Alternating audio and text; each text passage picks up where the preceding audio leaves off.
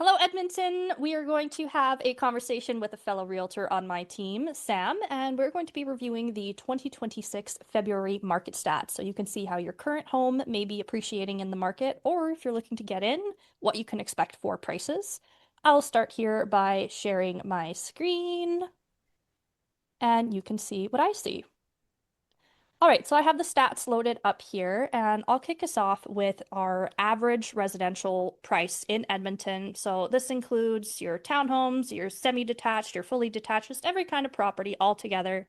In general, the average price in Edmonton is 455K as of February. Sam, could you speak to the detached homes averages? So right now, what we have going on in the detached single family homes, we've seen an average of 571,000. That is a 2.7% increase month over month and a 1.1% increase year over year. Yeah, and something that I find kind of interesting here is once we bump down to semi-detached, you can see that the average price is still at that 400 or sorry, 442K, but month over month it's jumped 4.5%, year over year 4.8. So this really hasn't this is crazy that it's jumped so much more for semi-detached than it has for single family detached, which is what everybody prefers. Why do you think that is? For Probably anybody that might pricing. not understand. Yeah, it's Yeah. probably people getting priced out. So typically people will want to start off with a fully detached home, and if they can't afford that, then they'll downgrade to a semi-detached, or if they can't afford that, then they'll settle for a townhome, and if they can't afford that, then they'll settle for just a normal apartment.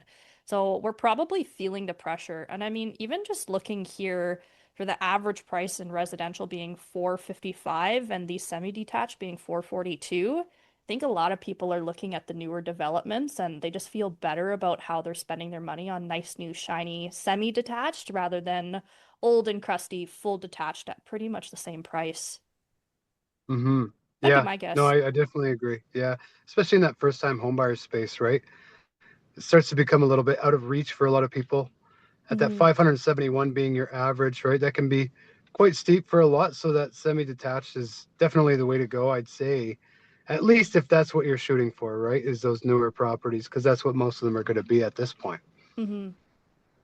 And then But yeah. next up, we have the townhomes. What's going on with those?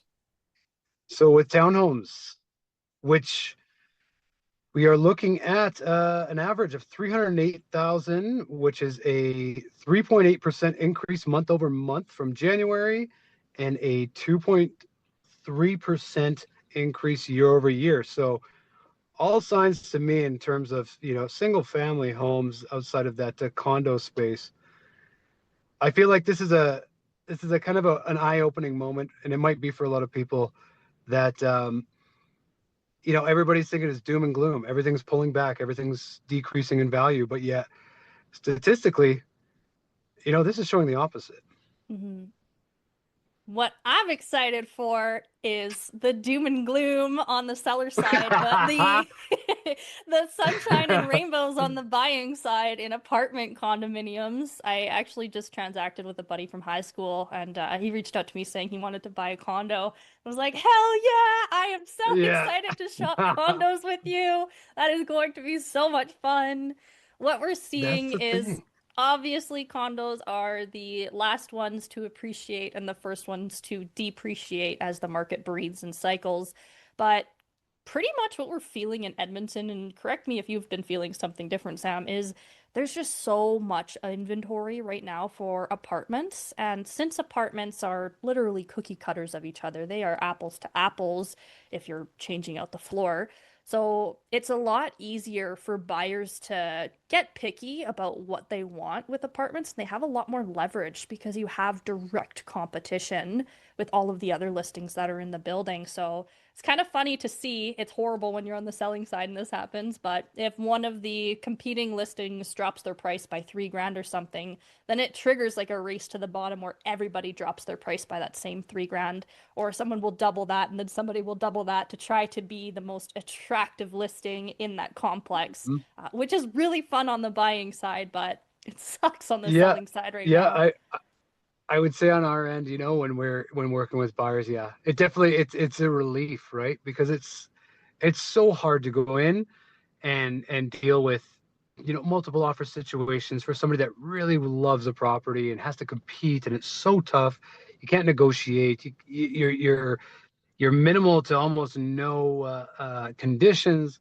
Just makes it so difficult. So seeing that, it is nice. But on the flip side, in terms of when you're looking at it from a seller's perspective, no, you're absolutely right. I just dealt with this last month too.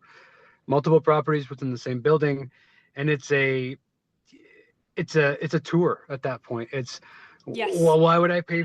Why am I paying $10,000 or $20,000 more for that one versus this one when they're all very much the same? And on the selling side, you just have to be strategic, realistically, because there's not much you can really offer on the selling side with Hmm. the sheer amount of volume to be competitive, other than price at that point, right? Unless the stars align, the price is going to be the most important part. So if you're buying and you're looking at condos and you're thinking, well, what about appreciation for me?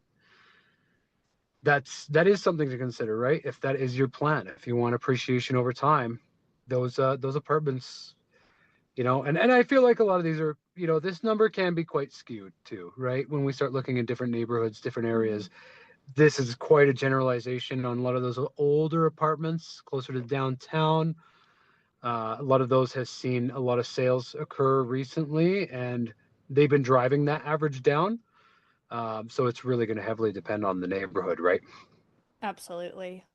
Now, if we jump over to the new listings that were posted this month, so month over month, we've had a huge jump of Boom! 23.6% more listings in February than we had in January, which feels so nice on the buying side. We have some options now. I was pretty much starving for listings during the winter time, like nothing to shop for my buyers. So now it feels really, really good that they actually have some options and they don't have to settle for something that was good enough. Yeah, yeah, that is a huge jump. Even our year over year too, our year to Yeah, date. I didn't even talk about that year over year. So last year we had an insane market with the activity, like multiple offers on almost all listings sold within 1 week. Like it was insane. And now, year to year, we're still up 15.4% from last February. Hmm. No, that is So absolutely crazy. yeah, it's looking good for buyers. They have a little bit more selection. Then the other thing we have on here is we currently have 3.4 months of inventory. Sam, what does that mean and what is it usually? Months of inventory, that's just a metric that we like to utilize to show, it's basically at the current rate of purchase of properties. This just lets us know, with what we have on the market right now, and we weren't going to add any more, how long at this rate would it take for us to run out, right? So as that increases, that starts to give us a bit of an idea of where the market is headed. Now, there are seasonal factors, of course, that Mm-hmm. play a big role in this, because Christmas time, winter time, people hate moving in the snow, of course. Mm-hmm. But it does give us a bit of an insight. If we start seeing that number creep up, that just tells us that there are less buyers compared to how many listings are coming available, which means that is a slow shift towards a buyer's market, which gives us a lot of leverage in terms of finding you a good deal on the buyer side. So the more that number creeps up, the more the more problems, or the harder of a time we're having on the selling side. But in terms of, if you're a first time home buyer, if you're an investor, if you're looking to get into a property, anything really, this is going to be a major factor of, as this number slowly does start to increase, we're going to have the ability to start seeing prices decrease, or at least negotiating on them with more favorable terms, right? We're not going to be doing conditionless Yeah. offers that, Sight God unseen. forbid, we have to do. They are terrifying. As a representative of somebody, Mm-hmm. and taking the charge of their one of the largest financial investments in their life, it is terrifying to not have that ability to Protect make them. sure it's safe. Yeah, yeah, it's Mm-hmm. very scary. I don't encourage it. I don't like it personally, unless we know we're good. That's something I try to avoid as much as absolute possible. But I would like to actually also focus on here too. We have the sales.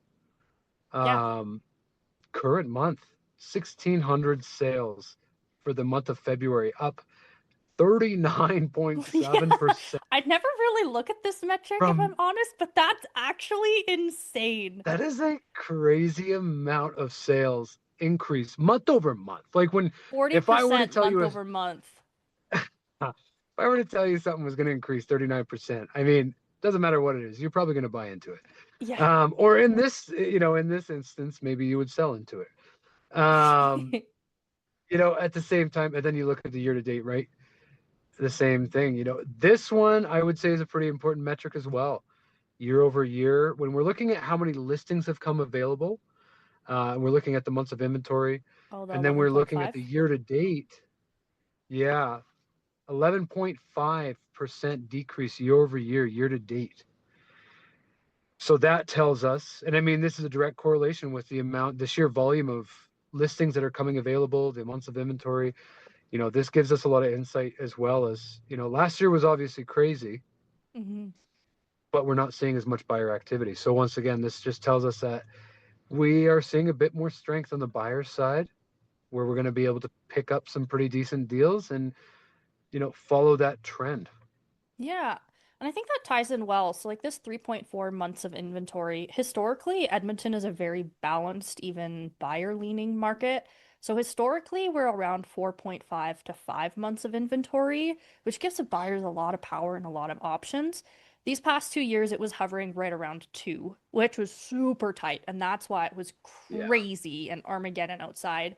But now we see this number creeping up. So 3.4. So technically, we are still in a seller's market, but Yeah, it's for sure, currently for more sure. favorable than it has been in the recent past.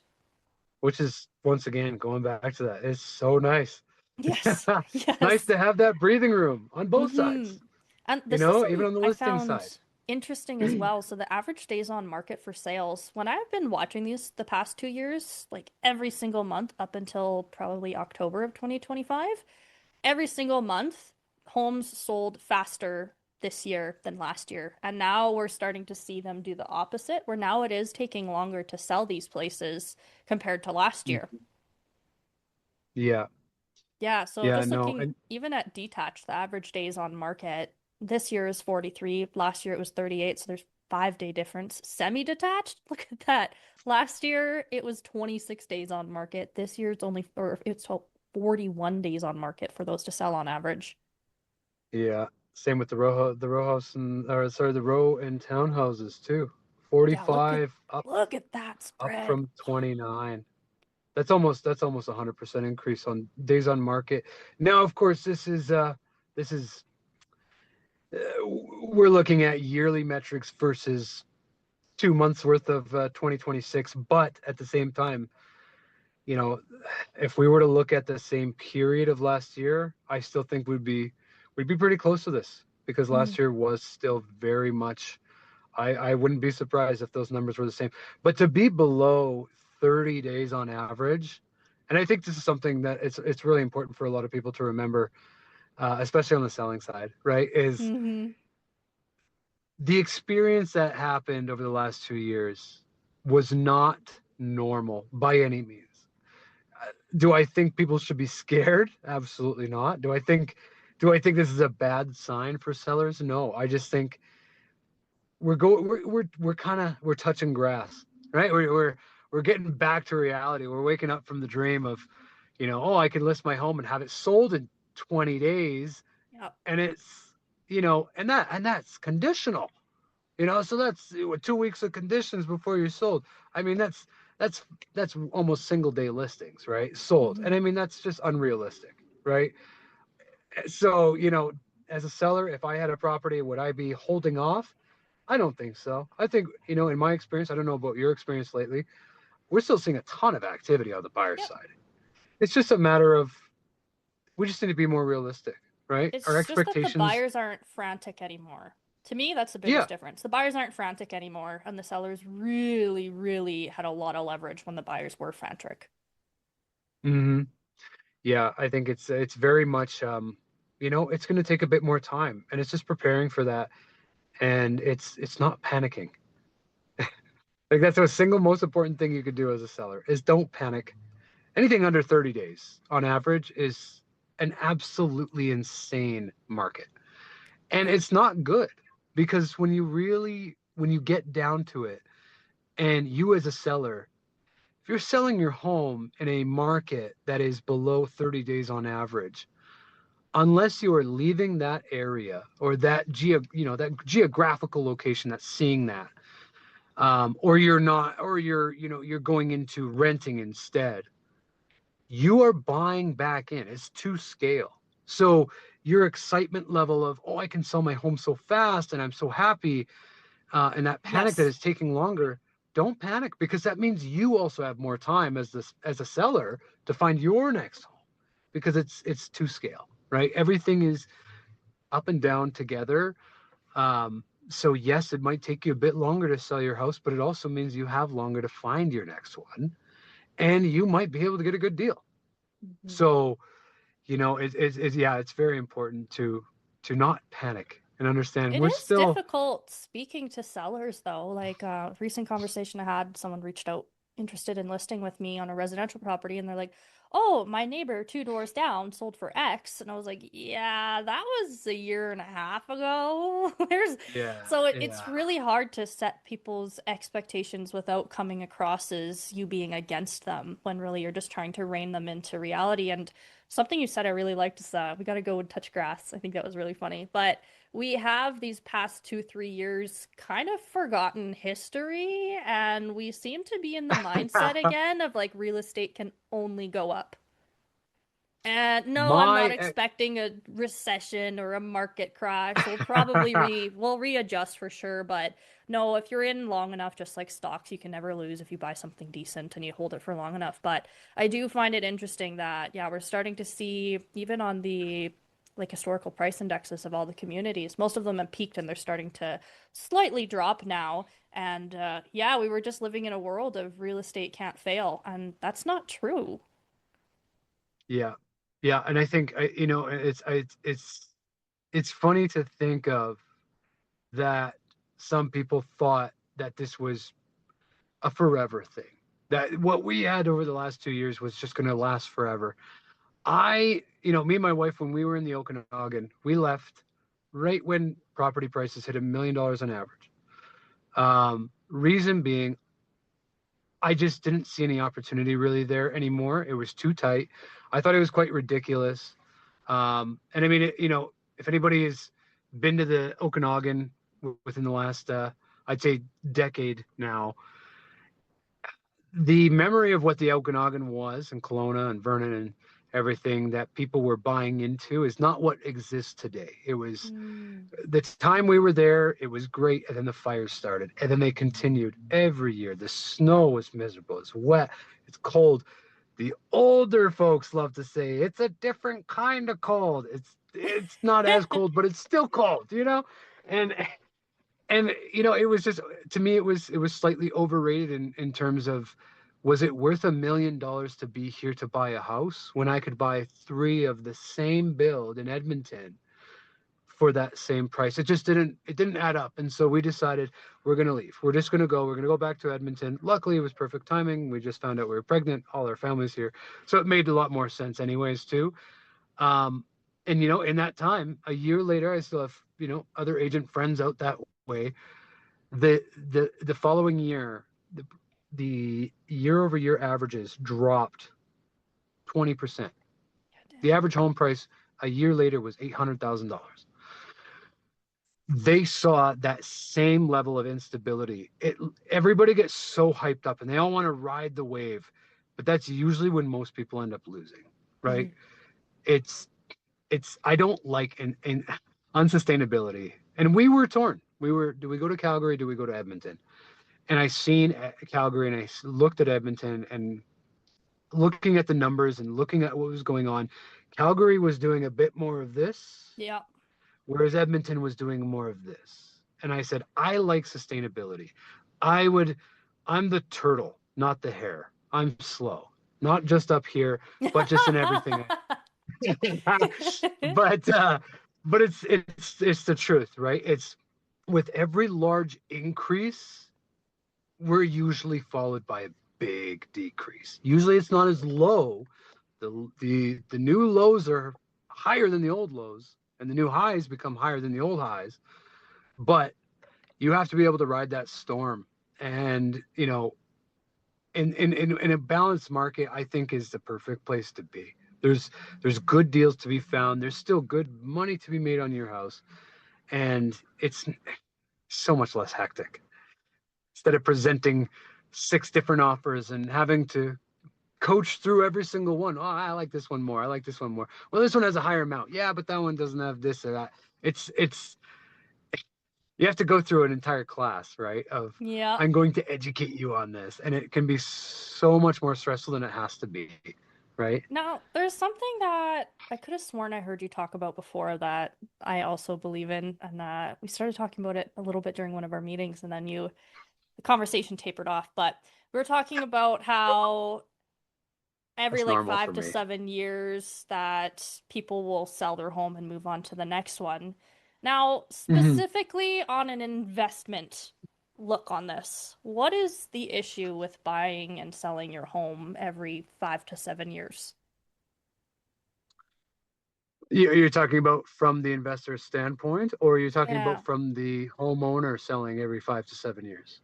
I'm talking about the money perspective of it. So, like a primary owner who likes to bounce around houses every 5 to 7 years, what potential Oh, you're, mistake you're is he talking about the overlooking? perfect guy. I Yeah, think a perfect client. we have probably only ever lived in one house for 4 years max. 3 years maybe four, 3 or 4. I can't remember because I like renovations. I like swinging a hammer.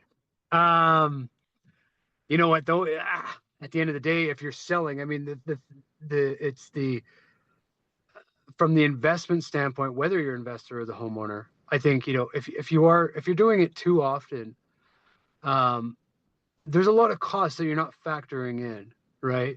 There's your listing fees, and then there's your lawyer fees. There's your moving costs. There it can be it can be costly just to move your family, um, just in a change of scenery due to relationships you've built and things like that. But there's also the risk of, I mean, it depends on your term, right? There's also the terms of interest rates. You might be getting into a different interest rate. Maybe you went for a 10 year. You're crazy, and you signed up for a 10 year. I'm on a variable every single time, so I don't understand that. Variables are But more for advanced people, for sure. high risk, high reward. Yeah, Yeah. yeah. Well, what I was But getting it's at is people that buy a new home every 5 years. Yeah, they are their realtor's favorite client, no doubt. But what I think a lot of people overlook is like buying a new home. There's so many reasons for it, leaving and moving and all of that. But I think a lot of people overlook that in the first 5 years of your mortgage, virtually all of your payments are going straight to all interest. interest. Yes. Okay. Yeah, And so that if was what I'm I was going to get to. yeah, like if I buy a $500,000 house, 5 year term, and after 5 years I leave that mortgage and then I go buy a new one, unless I appreciated my first property enough to cover all of the selling fees Mhm. and leave me money left over from the transaction fees, I'm actually just I'm leasing houses from the bank. That's what I'm doing. If I'm buying a new Yeah. one every 5 years, I'm literally just leasing. So It's I think that's just something that people need to look out for. Often it's a hot topic in the investment community, whether a primary home is a super shitty investment or an awesome one. But I think the mhm. consensus is you just need to be aware what you're really paying for. And when it comes to primary homes, there shouldn't be any shame about it. It is much more of a lifestyle choice. And as far as investing, it's much more of like a forced cert or forced savings muscle that you're building than it is like, oh, Mhm. it's gonna go and fly off. No, if you're thinking like that, then you're probably not thinking about it right on the money side. Yeah. Yeah. No, and you're completely right. That's 100%. Yeah. Um, yeah. When you really look, I actually just had this conversation today. Who I had a conversation with somebody today. It was about well, it was actually about the MLI Select program. I don't want to get into that. Mm. We'll But be here for a while. um, but it's it still goes hand in hand because it's wanting to put as little money down and extend the loan as long as possible, and not realizing that there's nothing there for you at that point. Then Mm. you're not gaining on realistically any front. You're not seeing appreciation if you're buying one of the many of the exact same builds. You're not seeing mortgage pay down, obviously, because and this was the quote that I kind of spoke out with was, they say compounding interest, right, is the eighth wonder of the world. Hmm. Unfortunately, that wonder is, it's not in your benefit. It's in the Yeah. benefit of the, right? Like, Yes. it's amazing and it's fantastic and it can do so many things for the bank, not for Yes. you. If Yeah. you're just buying and buying and you're constantly paying, it's just interest and you're so front loaded on interest. And then people might say, well, I took my equity, right? I took my equity, I pulled it out and I put it into this house. So I did it How much of your 30% payments down or transferred something like out that. over to equity? It doesn't, yeah, and that's the thing. It doesn't matter though, because it's, well, I bid 20% or 30% down. I pulled it out of this one and put it in that one. But how long did you mortgage for? Because if you said, well, let's do another 25 year, you're still front loaded again. You're still Hmm. front loaded the exact same way, starting all over. This is You're, true you're for still even not if you winning. don't buy or sell. If you're just refinancing, it's the exact same Mm-hmm. thing. Exact same Yep. thing. You're right. Yeah, it's definitely a super dangerous thing, to not understand it. Now, there's also being strategic. Of course, Hmm. there's porting your mortgage and there's other ways around it. But yeah, no, that's I don't know. And this is coming from somebody, like I said, that is my poor wife. Uh she is so tired of moving. And yeah, I don't know. I don't know how much I can the biggest promise I ever made was we were gonna be in our very first home for 5 years. Our very first purchase was 5 years. We we made it three, So you're a and hypocrite then. I am. I Yeah. absolutely am. Because now the other thing is leverage, right? And that's where there's the strategy side of things. Is, well, if I can find a good deal, Hmm. I can leverage the bank. It's because at the end of the day, a mortgage is still by far one of the cheapest loans you could ever get. And as long as you can beat their interest on whatever earnings you can make out of a property, I always said, if, well, I've told this to a lot of people, that maybe they have a large amount of money, they want to buy another property, but they don't want to do the work, and they'd rather be a money partner, Mm. and they want to loan the money, and they go, well, if I do this, if I do that, whatever it is, um, you know, if I pull it out, say I borrow against my house, and I have a 6% interest, and I loan it to an investor for 8% interest, I'm hardly making anything. And I Mm. tell them, at the end of the day, that's the same thing the banks do. They all Yep. borrow from each other. They don't have Yep. money. It's a matter of, I always say, money's made in the margins. That's Yes. it. That little tight spread is where the money is truly made, because there is zero work involved, and that is literally their entire business is analyze. That's it. The banks Analyze it. don't Makes sense. give a damn about your house. What they're No. after is the loyal consumer who's paying month over month to attribute to their cash flow. That's the Yep. real Yep. product. They don't want your Yeah. house. The reason they don't want you to foreclose is, well, obviously they want their money on time, but they don't want to deal with Yeah. having to sell a house. They don't care about that. That's for you to care Oh, about. They yeah. care about you paying on time. Banks are not in the business of. They're not in the business of real estate. You know what was when I first got into the industry, I watched a presentation by Keaton Kirkwood. He's a well-known mortgage broker here, and he had a really good presentation. And one line he said in there that like really shocked me because I never really thought about it before. But he's like, once you go through your purchase contract, or once you go through your purchase documentation with the bank when you're buying a home, it is very clear that that house is not yours. That house belongs to the Yeah. bank. You're Yeah. just get the pleasure of living in it while you're paying their Yeah. monthly payments. But that house is not yours. It belongs to the bank, and it is specifically stated clearly in several parts of this contract that nobody reads. Like, And yeah, funny that enough, was they don't like want it. entering the industry and hearing that for the first time was I mean, now you and I have been in the industry for quite some time, you longer than me, I believe, and now it's like common sense, like, duh, why would you even talk about that? That's how it works. But that was really eye-opening for me when I first got in. Yeah, yeah, and that makes sense though. It's you don't realize it that you're not borrowing money Mm-mm. realistically.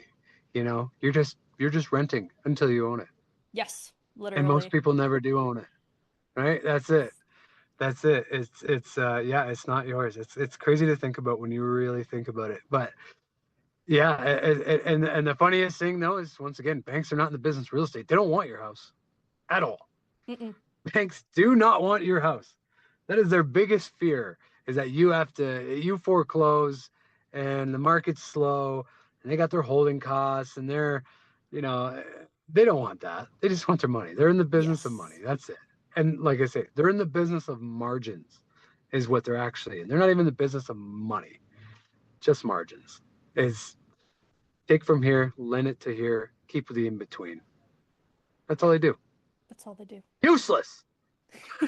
All right, well, I'll let you carry on with your day, but thank you so much for joining me today, Sam. It's been a while since I did one of these videos, and I just knew you'd be great company.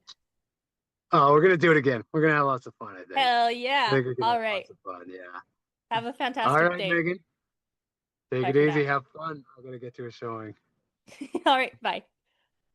See ya.